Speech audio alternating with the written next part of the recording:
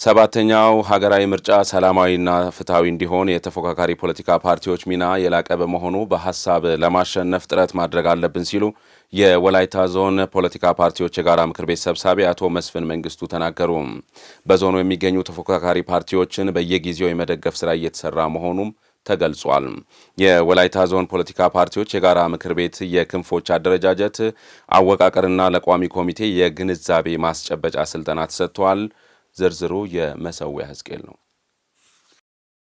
የዘንድሮ ሰባተኛው ሀገራዊ ምርጫም ሰላማዊና ፍትሃዊ እንዲሆን የተፎካካሪ ፓርቲዎች ሚና የላቀ በመሆኑ በሐሳብ ለማሸነፍ ጥረት ማድረግ አለብን ሲሉ የወላይታ ዞን ፖለቲካ ፓርቲዎች የጋራ ምክር ቤት ሰብሳቢ አቶ መስፍን መንግስቱ ተናግረዋል። አሁን ያለው ጊዜም ሰባተኛው ሀገራዊ ምርጫ ጊዜም ስለሆነ ይሄ ምርጫ ደግሞ ሰላማዊ፣ ፍትሃዊ፣ ታማኝ እንዲሆን እያንዳንዱ ፖለቲካ ፓርቲዎች የራሳቸውን ሚና እንዲወጡ በመተዳደሪያ ደንብ መሰረት አድርጎ የምርጫ ቅስቀሳንም ሰላማዊ፣ ፍጹም ሰላማዊ በሆነ መንገድ እንዲያደርጉም ጭምር።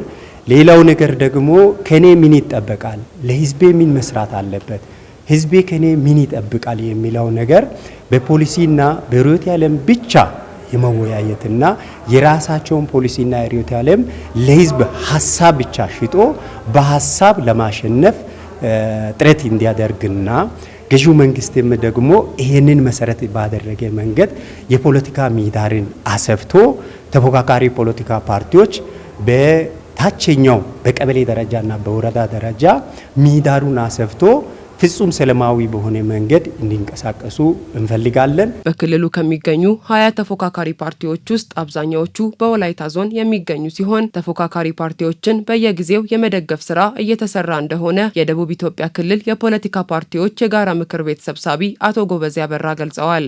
እንደ ክልል 20 ተፎካካሪ ፓርቲዎች አሉ። በጠቅላላ ከ20ዎቹ 15 የሚሆኑ አገር አቀፍ በሁሉም ክልሎች የሚፎካከሩ ናቸው። 5ቶቹ ደቡብ ኢትዮጵያ ክልል እና በቀድሞ ደቡብ ኢትዮጵያ ክልል የሚፎካከሩ ክልላዊ ፓርቲዎች ናቸው። ከነዚህ ደግሞ ወደ 16 ገደማ ፓርቲዎች ወላይታ ዞን ውስጥ ቅርንጫፍ ጽህፈት ቤት ከፍቶ አባሎቻቸውን እያደራጁ የተለያዩ ፖለቲካዊ ስራዎችን እየሰሩ ይገኛሉ። እንደ ክልል ጋራ ምክር ቤት የወላይታ ዞን ፖለቲካ ፓርቲዎች ጋራ ምክር ቤትን እንደግፋለን። መተዳደሪያ ደንቡ በሚፈቅደው መሰረት የተለያዩ መድረኮች ላይ ተገናኝተን የሀሳብ ልውውጥ ስራዎችን በቀጥታም በተዘዋዋሪም የመከታተል ግንዛቤ ማስጨበጫ መድረኮችን በመፍጠር እንዲሁም በአካል እየሄድን አመራሮችን በቅርበት በማግኘት እየደገፍን ነው። ማንኛውንም ሀሳብ ወደ መድረክ በማምጣትና በጋራ በመቀናጀት ለሀገር በሚጠቅሙ ጉዳዮች ላይ ትኩረት ሊደረግ ይገባል ያሉት የወላይታ ዞን የመንግስት ረዳት ተጠሪና የዞኑ የፖለቲካ ፓርቲዎች የጋራ ምክር ቤት ምክትል ሰብሳቢ አቶ መስፍን ቶማስ ናቸው። የፖለቲካ ፓርቲ አባልም የሆነ አመራርም ቢሆን ሁሉም በያለበት ሀሳብ ያዋጣ ይጠቅመናል። ነገር ግን የራሱን ሀሳብ ትክክለኛነቱን መገምገም መቻል አለበት። ለህዝብ ምን ይጠቅማል የሚለውን ማሰብ አለበት።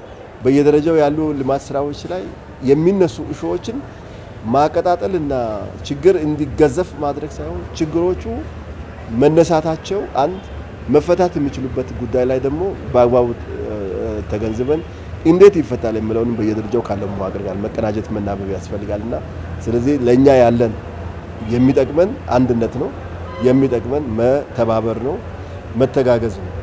ልዩነት ሀሳቦች ይጠቅሙናል፣ ወደ መድረክ መምጣት አለባቸው። ሰላም የሚያደፈርስ አይነት ሂደት ላይ ማንም መሰማራት የለበትም። የህግ የበላይነት ሊረጋገጥ ይገባል።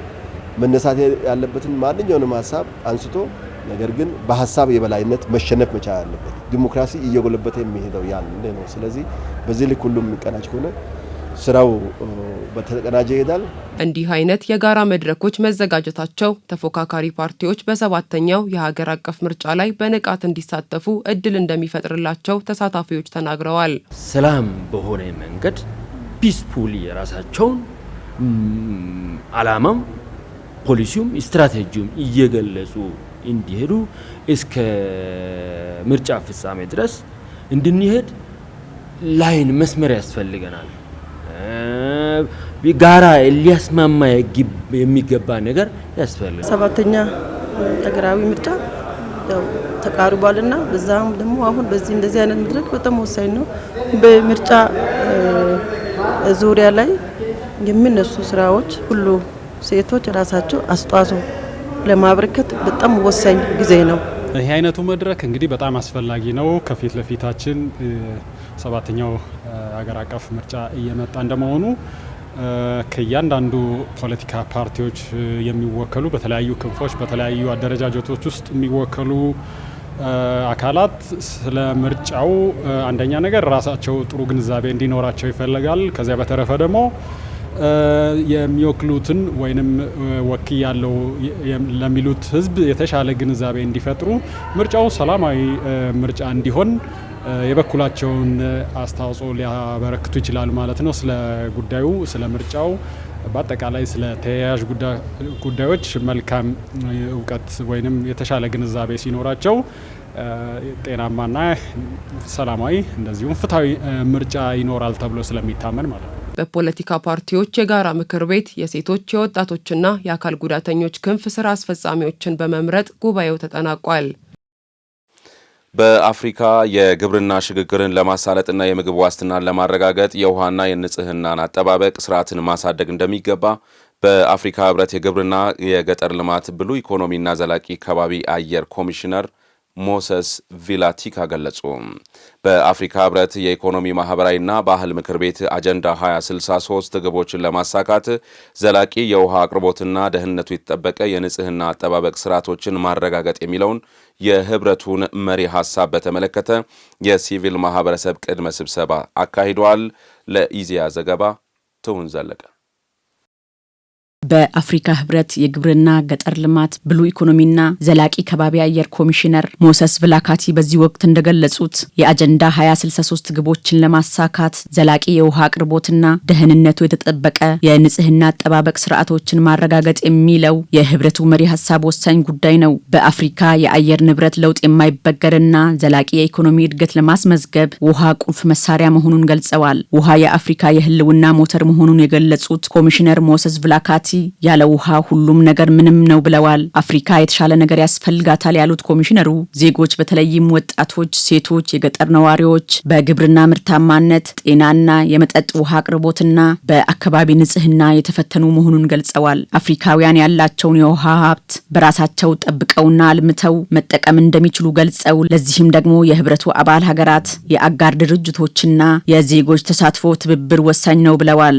የሲቪል ማህበረሰብ ድርጅቶች ለማህበረሰቡ ባላቸው ቅርበት ወሳኝ ስትራቴጂያዊ አጋር መሆናቸውን ጠቅሰው ህብረተሰቡን ለማንቀሳቀስ ጉልህ ሚና እንዳላቸው ገልጸዋል። ውሃ ለገጠር ልማት፣ የአየር ንብረት ለውጥ፣ የማይበገር ዘላቂ እድገት፣ የብሉ ኢኮኖሚና ለግብርና ምርታማነት የጀርባ አጥንት መሆኑን ተናግረዋል። ለዚህም ደግሞ አባል ሀገራት ዘላቂ ፋይናንስ መመደብና ተጠያቂነትን ማስፈን ይገባቸዋልም ብለዋል። የአፍሪካ ህብረት በአህጉሪቱ የውሃ አቅርቦትና አካባቢ ንጽህና በማረጋገጥ የአጀንዳ 2063 ግብን ለማሳካት አስፈላጊውን ድጋፍ ሁሉ ለማድረግ ቁርጠኛ መሆኑን ተናግረዋል።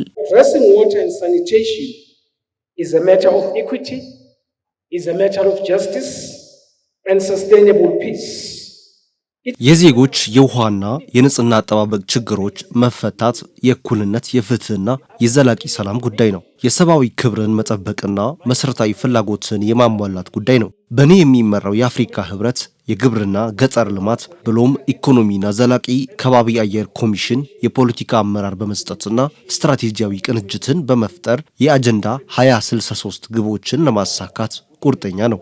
በጋራ ሆነን የውሃና የንጽህና አጠባበቅ ለአፍሪካ የግብርና ሽግግር ሞተር ማድረግ እንችላለን። የምግብ ዋስትና አለመረጋገጥ አሁንም አለ።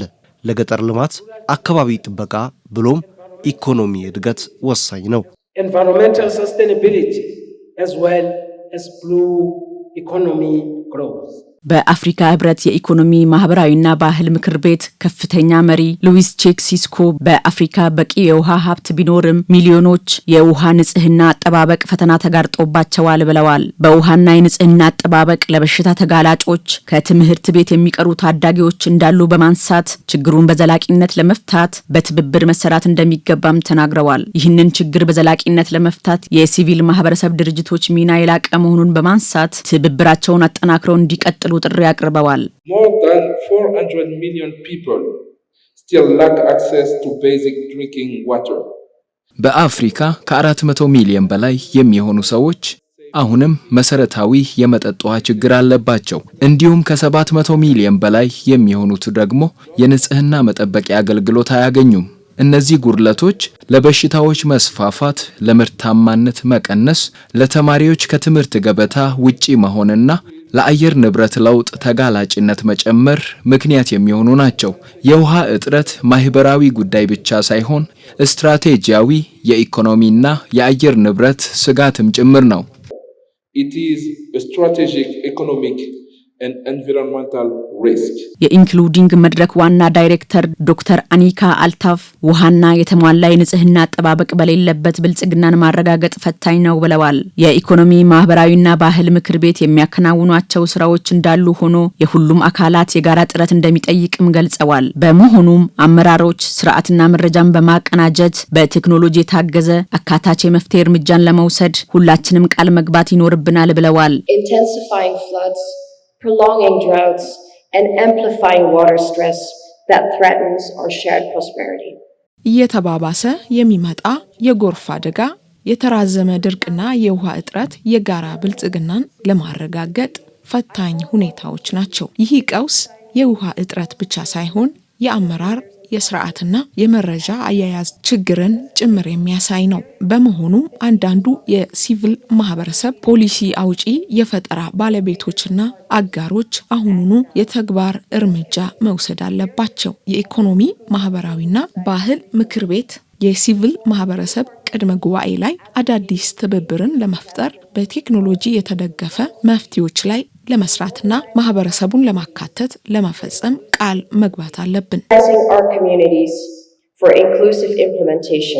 ዘገባው የኢትዮጵያ ዜና አገልግሎት ነው።